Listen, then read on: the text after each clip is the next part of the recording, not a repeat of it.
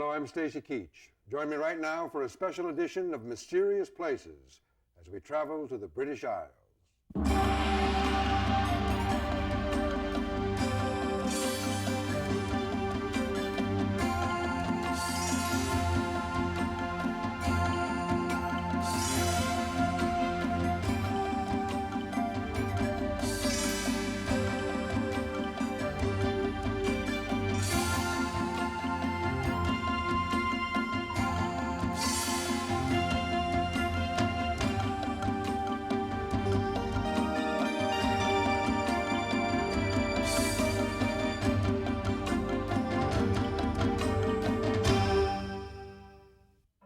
Throughout our investigation of the world's most mysterious sites, we have often found ourselves in somewhat remote corners of the world.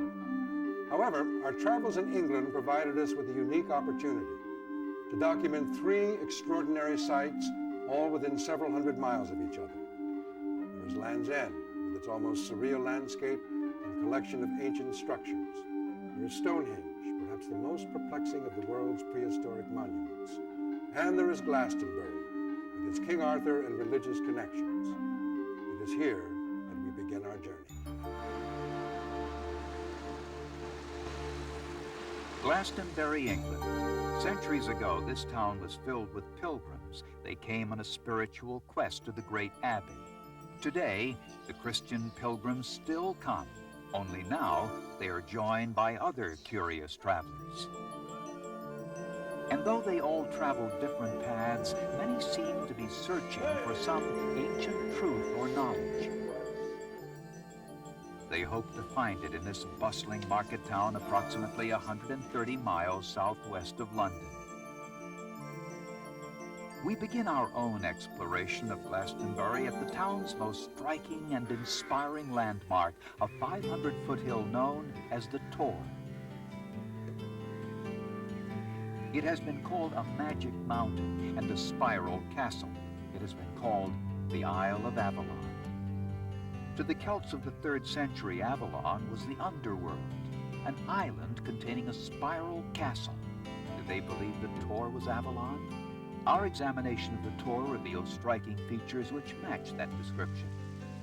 In earlier eras, the Tor was actually an island, and there are strange ledges in the hill which form a spiral leading up to the summit.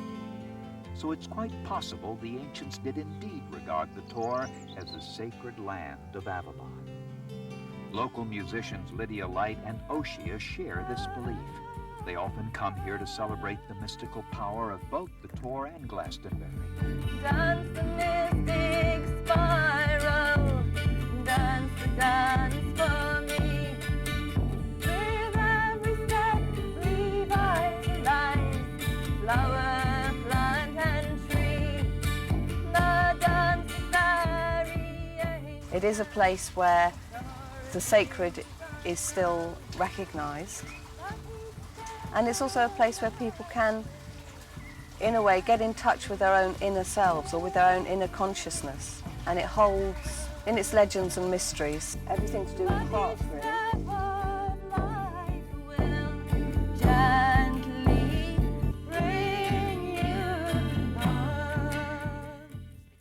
One of Glastonbury's greatest mysteries begins in the realm of legend.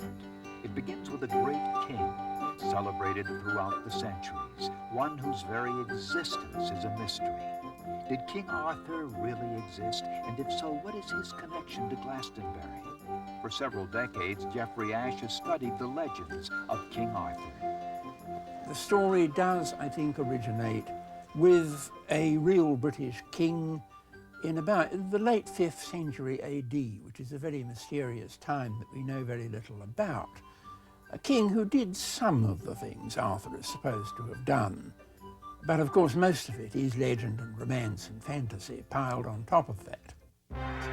Of all the legends throughout history, those of King Arthur, his noble knights, and his fair queen Guinevere are among the most popular. In Glastonbury, these legends flourish. According to one local legend, Guinevere was once kidnapped by Arthur's rival, King Melvus. She was then held prisoner in a fort on the Tor until Arthur rescued her. It's a dramatic and romantic story, not unlike a fairy tale. Is this merely legend, or is there some basis of truth? Today, a visit to the Tor reveals the ruins of a 14th century church, but hidden beneath the surviving chapel are clues to the mystery. What is especially interesting here is that some years ago, the top of the Tor was excavated and there were buildings there. We don't know what they were, possibly a fort, possibly part of the monastery, but there was something there at about the right time, which gives support to the story. But Arthur's presence in Glastonbury reaches beyond the Tor. Glastonbury Abbey, beautiful, dramatic, haunting. Today, Glastonbury Abbey is for the most part in ruins. Yet some buildings have survived time and the ravages of political tyranny. They offer the modern-day pilgrim, and indeed the curious, a glimpse into the Abbey's illustrious past. To truly appreciate this ancient Christian center, we turn to the Abbey Museum.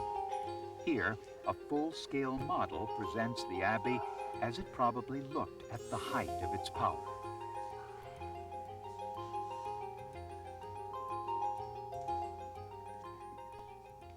It was the 12th century AD. The Abbey was one of the richest in the land, so prosperous that historians believed it could accommodate over 500 visitors. But this grand era was not to last. In 1184, a great fire devastated the Abbey. When the monks began to rebuild, they made a discovery that would create a mystery that still resonates today. A grave was uncovered, and inside, they found the body of a large man with 10 wounds to his skull. Beside him lay a woman with a strand of yellow hair. The grave also held a cross with an inscription. It read, "Here lies buried the renowned King Arthur in the Isle of Avalon." Was this the grave of the legendary King Arthur and his queen, or was it a hoax? Nobody quite knows what truth about this is. Historians generally say that this was more or less a fake. The abbey had recently burnt down, they needed money to rebuild, and this was for prestige. However, the site has been excavated. They certainly did find an ancient grave. The problem is whether it was Arthur, and we might settle that if the cross could be found. But it's not certain where it is now. Eventually, the bodies were laid to rest in the church. Today, a sign on the Abbey grounds marks this spot and serves as a timeless reminder of the connection between King Arthur and Glastonbury. Stay with us as we continue our investigation into England's ancient mysteries. Here's a Mysterious Places travel tip. Glastonbury is easily accessible from London by car, bus, or train. One express bus runs daily. Trains depart from London's Paddington Station and connect to buses. Trip time is about 2 hours. Welcome back to a special edition of Mysterious Places, as we travel southwest to the tip of England in search of the mysteries of Land's End. This is the southwestern tip of England, the ancient Duchy of Cornwall, famed for its natural beauty and its wealth of archaeological sites. The most important antiquities in Cornwall are located in the Land's End Peninsula, about 275 miles southwest of London. Here we discover a collection of curious sites that have long been part of the landscape. Some were built over 5,000 years ago. The builders of these monuments are long gone, their purpose obscured by time. Yet the monuments themselves continue to inspire and fascinate. Who built these stone structures? And for what purpose? Are the different monuments connected in some way? Our search for answers begins on a winding road. We travel past wind-swept moors and arrive at an ancient settlement called Carn Uni. It is located about 5 miles northeast of the tip of Land's End Peninsula. Here we discover one of the best preserved man-made caves in the area. In Cornish, they are called Fugoos. Researchers have long been baffled by their purpose. Ian Cook is an artist and writer who studied the mystery of Fugoos. Ian's curiosity led him to embark on an in-depth study of the Fugoo at Carnuni. Well, here we are at Carnuni Iron Age village in West Cornwall at the beginning of the Fugoo, or underground cave. Now, originally, when this was built around about the 4th century BC, this was totally enclosed. This was all earth just there, with huge stone lintels across this open space, which continued all down this long curved passage. There were considerable excavations took place here in the 1960s, which discovered a whole host of hitherto unknown features about these sites. Now, the function of Fugoos, which are unique to Cornwall, has been a matter of some controversy. Archaeologists have normally opted for functions of refuge for these sites, but bearing in mind that it was totally enclosed originally, both this end and the end that we just walked down, the only way into this passage would have been down this tiny creep. Now, if you can imagine a sudden attack on the village, old women, pregnant women, babies, children, the sick would have had to get down this tiny passage to seek refuge underground here. And that would have been clearly quite impossible or impractical. My own theories have led me to conclude that this was in fact a sacred space for rituals, was linked to the sun. Ian tested his theory by photographing the sun on several ancient ceremonial dates, such as the summer solstice. The thing about Fugoos and the orientation of their passages towards the northeast led me to believe that there was some connection between that and the rising sun, either at the old pagan festival of Beltane at the beginning of May, or else at midsummer. And I decided I would go to Carnuni to actually test this out by being in the Fugoo round about midsummer and seeing where the sun came from. And I did this in 1986, and the sun in fact rose dead in line with the end of the passage. And I later confirmed that theory at 3 other sites. Ian's photographs seem to prove a connection between the Fugoo and the sun, but they still leave many questions unanswered. Was this indeed a ceremonial structure? Or was it a refuge, as many archaeologists believe? Or perhaps it was both? Ongoing research might someday provide answers. Perhaps just as complex is the purpose of An Tol, one of the most provocative sites in all of Land's End.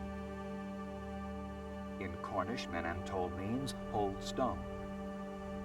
Most archaeologists believe the stone dates from the Bronze Age around 2000 BC. Although its purpose remains unknown, some believe it may have been an entranceway to an underground gravesite. Whatever its original purpose, An Tol has inspired many customs throughout the ages. During the 19th century, tubercular children were passed through the hole. This was said to result in a speedy cure. Although this custom has long since vanished, the stone itself continues to fascinate us. Perhaps more than any other site, An Tol reflects the sometimes surreal nature of the monuments at Land's End and the curiosity they inspire. Can we ever understand the people who lived, worked, and worshipped on these wind-swept moors thousands of years ago? Will we ever know for certain why the ancient people built these monuments, or what importance they held in their lives? The answers may remain elusive. Yet researchers, artists, true believers, and curious travelers alike continue to be drawn here to the mysteries of Land's End.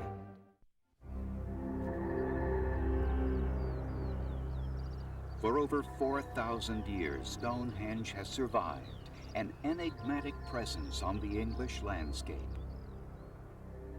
Many have tried to decipher its secrets. Going back to 1130 AD, we discover the first recorded mention of Stonehenge in a written history of England.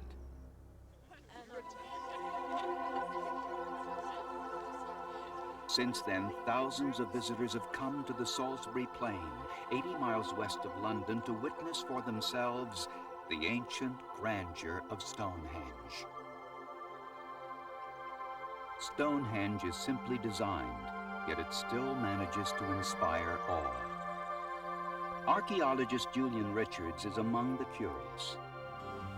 I think what the mystery that engaged people's imagination for so long was not so much the questions that modern archaeologists ask, like how old is it and what culture built it, but just who built it, who could possibly have raised these enormous stones, some of which weigh as much as 45 tons, and then put beautifully shaped stone lintels on top of them.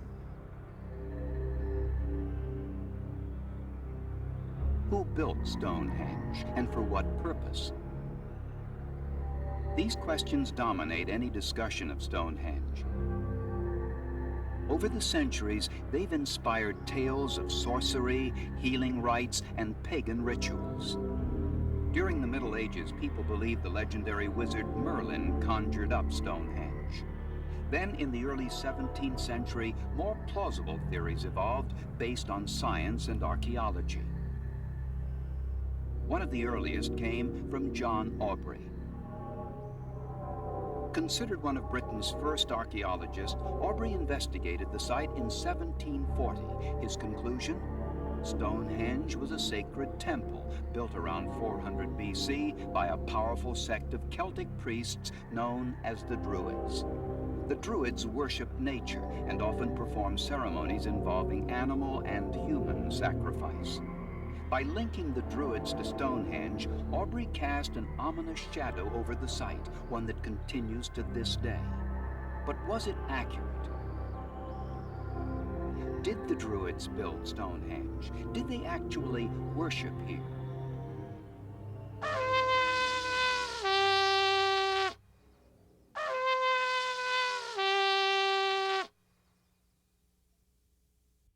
Modern-day Druids claim a spiritual connection with Stonehenge. The blood rites of the past have given way to more symbolic ceremonies, such as this one celebrating midsummer. Hail to thee, O Sun, Lord of all life.